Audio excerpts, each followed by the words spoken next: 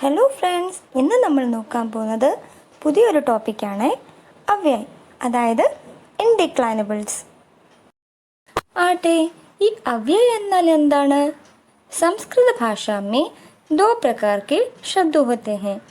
സംസ്കൃത ഭാഷയിൽ രണ്ട് തരത്തിലുള്ള വാക്കുകളുണ്ട്. ഏതൊക്കെയാണവ? വികാരി, അവികാരി. विकारी എന്നാൽ जिन शब्दों का विभक्ति प्रत्यय उपसर्ग लगाकर रूप परिवर्तन हो जाता है वे विकारी शब्द कहलाते हैं. ഏത് വാക്കിലാണോ വിഭക്തി, പ്രത്യയ, ഉപസർഗ് ഇവയെല്ലാം ചേർത്തുകൊണ്ട് രൂപപരിവർത്തനം സംഭവിക്കുക, അതിനെ നമ്മൾ വികാരി ശബ്ദം എന്ന് പറയുന്നു. ആട്ടെ, ഈ അവികാരി ശബ്ദം എന്നാൽ എന്താണ്? अविकारी शब्दों का कभी भी रूप परिवर्तन नहीं होता है. അവികാരി വാക്കിന് യാതൊരുവിധ രൂപപരിവർത്തനവും ഉണ്ടാവില്ല. ये अव्यय कहे जाते हैं. ഇങ്ങനെയുള്ള വാക്കുകളെയാണ് നമ്മൾ അവ്യയം എന്ന് പറയുന്നത്. അതായത് जिन शब्दों में लिंग, അതായത് പുല്ലിംഗ്, സ്ത്രീലിംഗ്, നപുംസകലിംഗ്, വചൻ ഏകവചൻ, ദ്വിവചൻ, ബഹുവചൻ, കാരക്, കാരക്കിനെ കുറിച്ചുള്ള ഒരു വീഡിയോ ഇട്ടിട്ടുണ്ടായിരുന്നു, അതുകൂടി ഒന്ന് പോയി കാണണേ. आदि के संबंध से रूप में परिवर्तन नहीं होता है. അതായത് ലിംഗ് വെച്ചിട്ടാണെങ്കിലും വചൻ അനുസരിച്ചാണെങ്കിലും കാരക് അനുസരിച്ചാണെങ്കിലും ഇവയെല്ലാം റിലേറ്റ് ചെയ്തുകൊണ്ടൊന്നും തന്നെ നമ്മുടെ വേർഡിന് രൂപപരിവർത്തനം സംഭവിക്കുന്നില്ല. അങ്ങനെ സംഭവിക്കാതിരിക്കുമ്പോഴാണ് അതിനെ നമ്മൾ എന്ത് വിളിക്കുന്നത്? അവ്യയം എന്ന് വിളിക്കുന്നത്. ക്ലിയർ ആയോ? സദൃശം ത്രിഷു ലിംഗേഷു സർവാസു ച വിഭക്തിഷു വചനേഷു ച സർവേഷു യന്ന വേയേതി തദവ്യയം. അർത്ഥാത് तीनों लिंगों में, അതായത് पुल्लिंग, स्त्रीलिंग, नपुंसकलिंग, सभी विभक्तियों, എല്ലാ വിഭക്തിയിലും, और सभी वचनों में, എല്ലാ വചനത്തിലും, जो समान ही रहता है, എന്താണോ ഒരേപോലെ തന്നെ ഇരിക്കുക, रूप में परिवर्तन नहीं होता, അതേപോലെ തന്നെ രൂപപരിവർത്തനം സംഭവിക്കാത്തത്, वह अव्यय होता है, അവയാണ് അവ്യയം. ഓക്കെ, ഒന്നുകൂടെ ഒന്ന് ക്ലിയർ ആവാൻ വേണ്ടിയാണ് ഇംഗ്ലീഷിലും കൂടെ കൊടുത്തിരിക്കുന്നത്. നോക്കാം. That word which appears same in all the three genders and in all cases and in all numbers and which does not change is called an അവ്യയം. പിന്നെ ശ്രദ്ധിക്കേണ്ട ഒരു കാര്യമെന്ന് പറയുന്നത് अव्ययों के अंत में आने वाले रस वर्गों के स्थान पर विसर्ग का प्रयोग होता है. അതായത് ഇപ്പം അവ്യയാണ് ഉച്ഛസ്, അപ്പം അത് നമ്മളെങ്ങനെ എഴുതും? ഉച്ഛൈഹി, നീച്ചൈസ്, നീച്ചൈഹി, അന്തര, അന്തഃ, പുനർ, പുനഃ. ക്ലിയർ ആയോ? അപ്പോൾ ര സ വർഗം വരികയാണെങ്കിൽ, അവസാനം വരികയാണെങ്കിൽ നമ്മൾ എഴുതുമ്പോൾ അതെങ്ങനെ എഴുതും? വിസർഗ് ചേർത്ത് എഴുതും. ആട്ടെ, ഈ അവ്യയം എന്നത് എത്ര തരത്തിലാണുള്ളത്? 4 തരത്തിലാണുള്ളത് അല്ലേ? ഏതൊക്കെയാണവ? ക്രിയാവിശേഷണ അവ്യയുണ്ട്, അതായത് അഡ്വർബ്. സമുച്ചയബോധക് അവ്യയ, കൺജങ്ഷൻ. സംബന്ധബോധക് അവ്യയം എന്ന് വെച്ചാൽ പ്രപ്പോസിഷൻ. വിസ്മയാദിബോധക് അവ്യയം എന്ന് വെച്ചാൽ ഇൻ്റർജെക്ഷൻ. ഇതെങ്ങനെയാണ്, എന്താണ് എന്നൊക്കെ നമുക്ക് നോക്കാം. ഇനി നമ്മൾ നോക്കാൻ പോകുന്നത് ക്രിയാവിശേഷണെ കുറിച്ചാണ്. ആട്ടെ, ഈ ക്രിയാവിശേഷണം എന്നാൽ എന്താണ്? जो शब्द क्रिया के काल, स्थान, रीति, परिमाण बताए और जिनके योग से प्रश्न किया जाए तो उसे क्रिया विशेषण कहते हैं.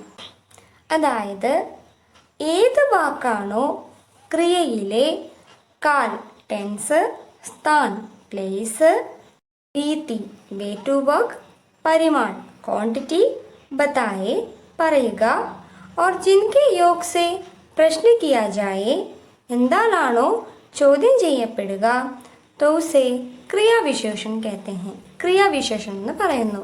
ഓക്കെ.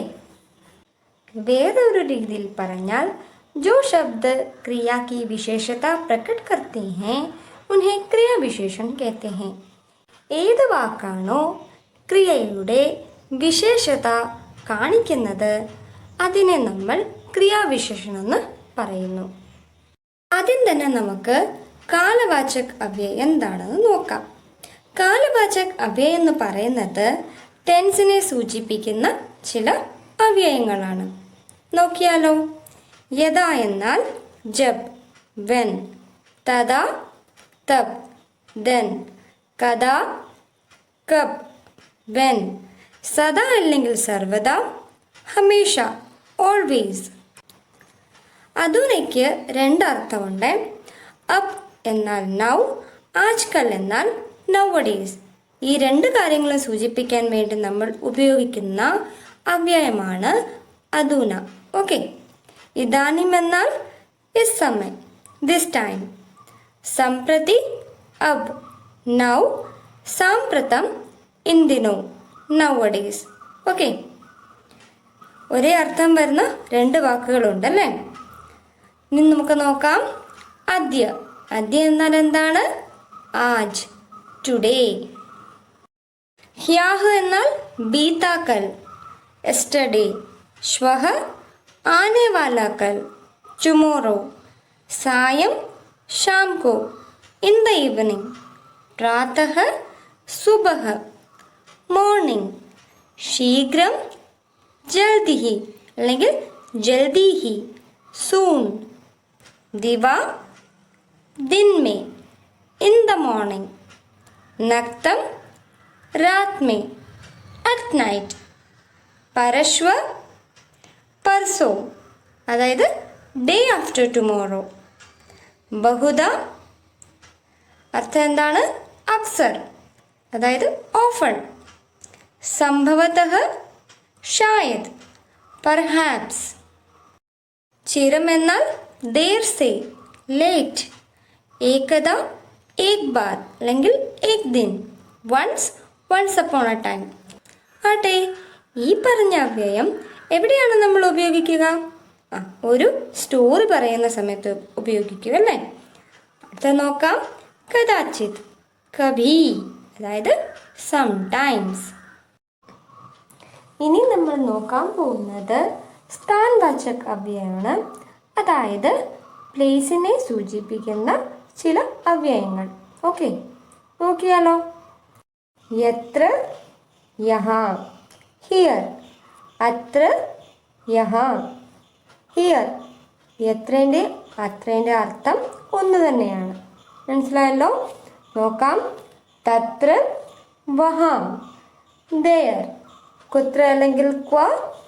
കഹാം, വെയർ. സർവത്ര, സബ് ജഗ, എവ്രിവെയർ. അന്തഃ, ഭീതർ, ഇൻസൈഡ്. ബഹിഃ, ബാഹർ, ഔട്ട്സൈഡ്. अंतरा, मध्य, मिडल.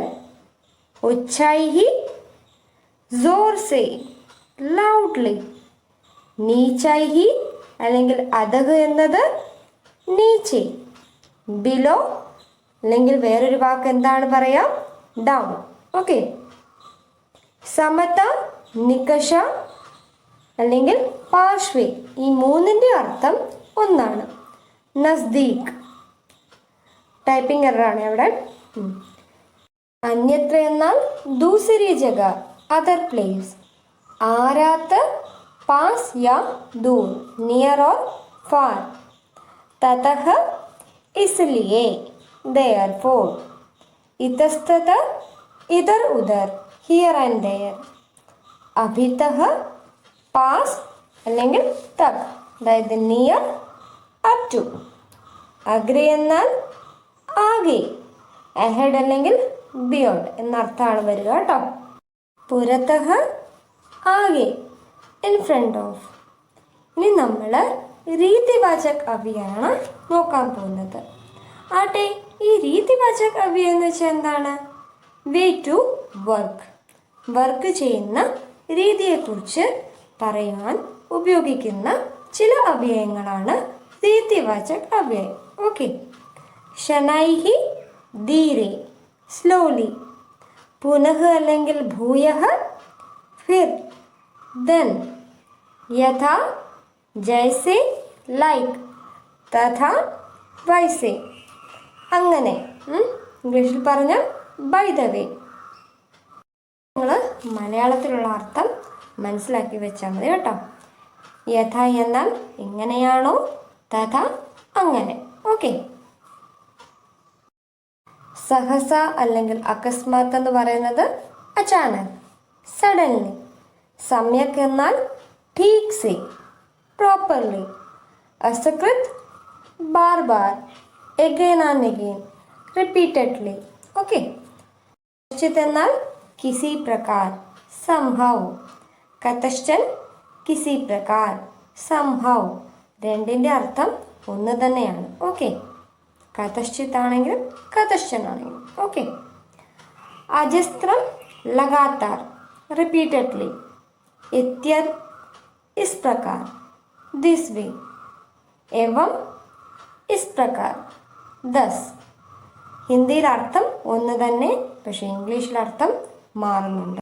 ഇനി നമ്മൾ നോക്കാൻ പോകുന്നത് പരിമാൺ വാചക് അവ്യയം, അതായത് ക്വാണ്ടിറ്റിയെ സൂചിപ്പിക്കുന്ന അവ്യയങ്ങളെയാണ് പരിമാൺ വാചക് അവ്യയം എന്ന് പറയുന്നത്. നോക്കിയാലോ. കിഞ്ചിത്, തോട, little. यावत, जितना, as much. താവത്, ഉത്തന, as much. ഇവിടെ മലയാളത്തിലുള്ള അർത്ഥവും ഹിന്ദിയിലുള്ള അർത്ഥവും നോക്കിയാൽ മതി. യാവത് എത്രയാണോ, താവത് അത്ര തന്നെ. ഓക്കെ. ന്യൂനതം, തോട, ലിറ്റിൽ. പ്രകാമം, അധിക്, മോർ. നാനാ, अनेक, several. अलम, पर्याप्त, इनफ. केवलम, केवल, ओनली. भृशम, अधिकाधिक, അതായത് മോർ ആൻഡ് മോർ. ഇനി നമ്മൾ അടുത്തതായിട്ട് നോക്കാൻ പോകുന്നത് പ്രശ്നവാചക അവ്യയമാണ്. ക്വസ്റ്റ്യനെ സൂചിപ്പിക്കുന്ന ചില അവ്യയങ്ങളെയാണ് പ്രശ്നവാചക അവ്യയം എന്ന് പറയുന്നത്. ചോദ്യരൂപേണയായിരിക്കും ആ അവ്യയം ഉണ്ടാവുക. ഓക്കെ. നോക്കാം. കഥ, കബ്, വെൻ.